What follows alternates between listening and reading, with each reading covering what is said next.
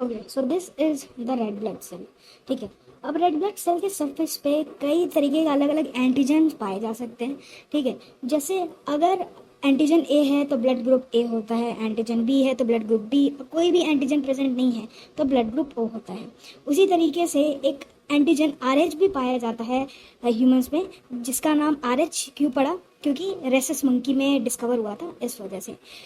Nearly 80% human के पास RBCs पे are H antigen है और उन्हें बोलते हैं आर एच पॉजिटिव, और बचे हुए 20% के पास आरबीसी में आर एच एंटीजन नहीं है तो उन्हें बोला जाता है आर एच नेगेटिव इंडिविजुअल्स। अच्छा, अब एनसीईआरटी की एक लाइन है, ऐसे बीच बीच में एनसीईआरटी आती रहेगी ताकि आप रिलेट कर पाओ, जैसे कि ये वाली है, another antigen the R H similar to the present in rhesus monkey is also observed on the surface of RBC of majority, nearly 80% human. Such individuals are Rh positive and those in whom this antigen is absent are known as Rh negative. अब ये जितने भी antigens हैं ए B R H, ये सारे के सारे RBC के सरफेस पे एक साथ रह सकते हैं। जैसे फॉर एग्जांपल अगर एंटीजन ए आर एच दोनों प्रेजेंट है तो ब्लड ग्रुप हो गया ए पॉजिटिव, अगर सिर्फ ए प्रेजेंट है आर एच नहीं तो ए नेगेटिव। उसी तरीके से अगर एंटीजन बी आर एच दोनों प्रेजेंट है तो बी पॉजिटिव, और अगर सिर्फ बी है और आर एच एंटीजन नहीं है तो वो हो जाता है बी नेगेटिव। कोई भी एंटीजन नहीं है सिर्फ आर एच है तो ओ पॉजिटिव, और कोई भी एंटीजन नहीं है आर एच भी एब्सेंट है तो ओ नेगेटिव। अगर A B R H antigen सब प्रेजेंट है तो ए बी पॉजिटिव, और अगर सिर्फ ए बी एंटीजन है और आर एच एंटीजन नहीं है तो ए बी नेगेटिव। अच्छा, केस स्टडी होने वाली है एरिथ्रोब्लास्टोसिस फीटालिस की। इसमें एनसीईआरटी ने लिखा है a special case of RH incompatibility mismatching has been observed between the RH negative blood of the pregnant mother with RH positive blood of fetus. इसमें क्या होता है, फर्स्ट प्रेगनेंसी का सिनेरियो है, मान लीजिए ये फीमेल जो होती है ना, मदर आरएच नेगेटिव होती है और जो फीटस होता है उसका आरएच पॉजिटिव है, तब ये सिनेरियो देखते हैं। प्लेसेंटा का खेल है। प्लेसेंटा बेसिकली फंक्शन जो होता है प्लेसेंटा का वो होता है ट्रांसफर करना, जैसे कि transfer of nutrient from mother blood to the fetus. ठीक है, तो सारे जितने भी न्यूट्रिएंट है छन करके बेबी तक पहुंच जाते हैं। उसके बाद ऑक्सीजन जितना होता है मदर ब्लड से फीटस के पास चला आता है। ठीक है, हार्मोन्स फिल्टर होकर के बेबी के पास चले आते हैं, जितनी भी यूजफुल चीज़ें हैं फिल्टर आउट होकर के फीटस के पास जाती है। उसी तरीके से फीटस से कई चीज़ें जैसे कि कार्बन डाइऑक्साइड जो बेबी प्रोड्यूस करता है वो मदर के ब्लड स्ट्रीम में चले जाते हैं। एक्सक्रीट जो बेबी प्रोड्यूस करता है वो भी मदर के ब्लड में एक्सक्रीट हो जाती है और फिर मदर के ब्लड बॉडी से बाहर चली जाती है। तो बेसिकली प्लेसेंटा एक सेलेक्टिव बैरियर होता है। अब अम्बिलिकल कॉर्ड का यहाँ पर एक बहुत इंपॉर्टेंट रोल होता है। बेसिकली ये काम करता है ब्लड, मदर का ब्लड और बेबी का ब्लड मिक्स नहीं होने देता है, बट फिर भी कहीं भी कभार बहुत थोड़े चांसेस बन जाते हैं कि ब्लड का इंटरचेंज हो जाए। मदर से चाइल्ड में जा सकता है, चाइल्ड से मदर में जा सकता है, बहुत थोड़े चांसेस होते हैं, बट कभी कभार ये लीक आउट हो सकता है। अब ये बेबी जो है वो आर एच पॉजिटिव है, हमने बताया था। अब हो सकता है कि ये बेबी का जो ब्लड है वो लीक आउट हो जाए प्लेसेंटा के थ्रू और मदर के ब्लड स्ट्रीम में पहुंच जाए। ठीक है, मदर के ब्लड स्ट्रीम में पहुंचेगा ना तो वहाँ पे already B lymphocyte cells present होंगे मदर के ब्लड में। अब ये जो सेल्स हैं एंटीजन समझेंगे बेबी के रेड ब्लड सेल को। क्यों? क्योंकि मदर में बेसिकली आर एच एंटीजन है नहीं, और ये जो एंटीजन है वो बाहर से आया है, तो उसे as a foreign agent treat करेंगे और बी लिम्फोसाइट दो टाइप के सेल्स प्रोड्यूस करेगा। पहला होगा प्लाज्मा सेल, दूसरा होगा मेमोरी सेल। देखो, प्लाज्मा सेल इमीडिएटली एंटीबॉडी बनाने का काम करेगा तुरंत, और मेमोरी सेल स्टोर होगा, सेकेंड एक्सपोजर का इंतजार करेगा। ठीक है, अब प्लाज्मा सेल इमीडिएटली एक्शन लेगा, एंटीबॉडी बनाएगा। किस टाइप का एंटीबॉडी? IgM टाइप का।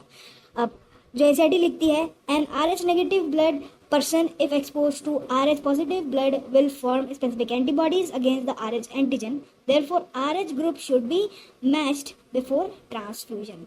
ठीक है, अब जैसे कि IgM जो बना है उसका साइज काफ़ी बड़ा होता है, इतना बड़ा कि वो प्लेसेंटा को क्रॉस नहीं कर सकता और बेबी को हार्म नहीं पहुंचा सकता।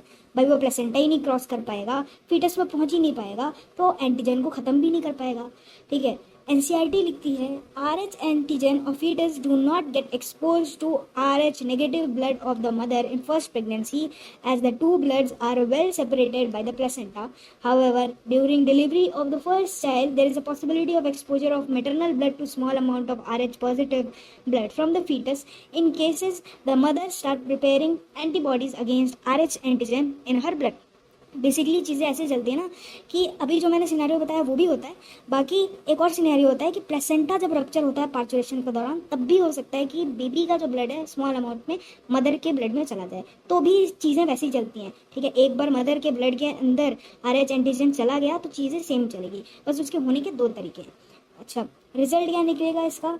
पहला जो बेबी होगा बिल्कुल हेल्दी है, उसे कोई प्रॉब्लम नहीं होगी। अब दूसरे सिनेरियो की तरफ चलते हैं। दूसरा सिनेरियो, अगर सेकेंड प्रेगनेंसी होती है और फिर से अगर बेबी RH पॉजिटिव होता है, क्योंकि इसके चांसेस बहुत ज़्यादा है, 80% पॉपुलेशन में होता है, राइट? तो फिर से वही सारी चीज़ें रिपीट होंगी। हो सकता है कि बेबी का जो ब्लड सेल है वो मदर के ब्लड स्ट्रीम में लीक आउट हो जाए। अब वहाँ पर इंतज़ार कर रहा होगा मेमोरी सेल, जो बी लिम्फोसाइट ने बनाया था फर्स्ट एक्सपोजर के दौरान, सेकेंड एक्सपोजर का ये इंतज़ार ही कर रहा था। अब क्या होगा, ये बनाएगा एंटीबॉडी IgG टाइप का। ये जो एंटीबॉडी IgG, इसका साइज ना बहुत ज़्यादा छोटा होता है, इतना छोटा होता है कि प्लेसेंटा को क्रॉस करके बेबी के ब्लड स्ट्रीम में जा सकता है। अब इसका काम क्या है भाई? एंटीबॉडी बनाए एंटीजन को मारने के लिए, ठीक है?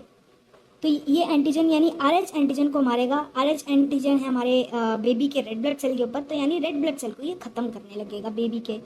अब धीरे धीरे जब ये रेड ब्लड सेल को डिस्ट्रक्ट करने लगे, ख़त्म करने लगेगा, तो बेबी में RBC काउंट डिक्रीज होगी और इसी को बोलते हैं अनीमिया, खून की कमी। देखो, NCERT में अनीमिया के अलावा एक और चीज़ दी गई है, जॉन्डिस। अनीमिया कैसे होता है वो तो देख लिया, खून की कमी है। जॉन्डिस कैसे होता है देखते हैं। जब भी RBC रप्चर होती है किसी भी कारण से, एक टॉक्सिन रिलीज होता है जिसको बोलते हैं बिलीरुबिन। ठीक है, बेसिकली क्या होता है, रेड ब्लड सेल का हीमोलिसिस यानी रप्चर होगा जब, तो रेड ब्लड सेल में होता है हीम, हीम से बनता है बिलीवर्डिन और बिलीवर्डिन से फिर बिलीरुबिन बनता है। हमारी बॉडी में भी बनता है बट बहुत छोटे अमाउंट पे। बिलीरुबिन को कंट्रोल करना, बेसिकली एक्सक्रीट करवाना जो है ना लिवर का काम होता है। हमारे में बहुत कम बनता है और आसानी से एक्सक्रीट हो जाता है, बट बेबीज में, फीटस में उनका लिवर इतना स्ट्रॉन्ग ही नहीं होता है कि इतने लार्ज अमाउंट ऑफ टॉक्सिन को वो हैंडल कर पाए। रिजल्ट क्या होगा, बिलीरुबिन जो बन रहा है एक्सक्रीट आउट तो हो नहीं पाया, बेबी के बॉडी में एक्यूमुलेट होने लगेगा और फिर जॉन्डिस हो जाएगा बेबी को। In case of her subsequent pregnancy, the RH antibody from mother RH negative can leak into the blood of the fetus RH positive and destroy the fetal RBC, जिससे anaemia होगा। This could be fatal to the fetus or could cause severe anemia and jaundice to the baby। Jaundice कैसे हुआ हमने देख लिया, और इसी condition को एरिथ्रोब्लास्टोसिस फीटालिस कहते हैं। और रिजल्ट क्या होगा, सेकेंड बेबी जो बॉर्न होगा उसको अनीमिया और जॉन्डिस होने के चांसेस हैं। Okay, thank you.